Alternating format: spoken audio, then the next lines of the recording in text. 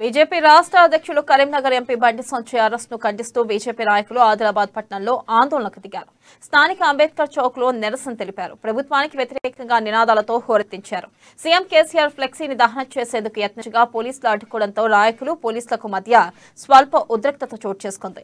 అనంతరం బలవంతంగా ఫ్లెక్సీకి నిప్పు పెట్టారు. ఈ ఆందోళనలో బీజేపీ నాయకులు జోగురవి, దినేష్ మటోలియా, శరత్ తదితరులు పాల్గొన్నారు.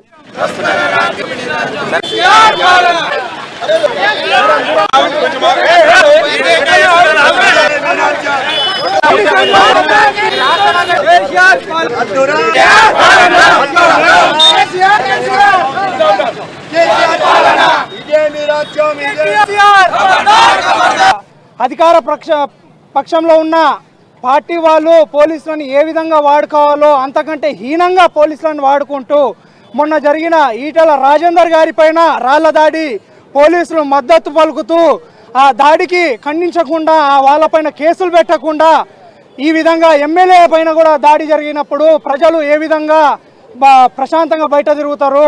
ఒక పార్టీకి తొత్తులుగా వ్యవహరిస్తున్న పోలీసులు నిన్న కూడా ఒక తెలంగాణ టీఆర్ఎస్ పార్టీ కేసీఆర్ గారి ఆధ్వర్యంలో, ముఖ్యమంత్రి గారి ఆధ్వర్యంలో వాళ్ళ అధికారం ఉంది అని చెప్పేసి జిల్లా అధ్యక్షుడైన బండి సంజయ్ని కూడా ఒక పార్టీ బీజేపీ అనేది నేషనల్ పార్టీ, ఆ పార్టీకి సంబంధించిన అధ్యక్షుడిని కూడా ఏది ఒక ఎలక్షన్ ఉందని చెప్పేసి భయపడి అరెస్ట్ చేయడం అనేది ఎంతో విచిత్రకరంగా ఈ తెలంగాణ రాష్ట్ర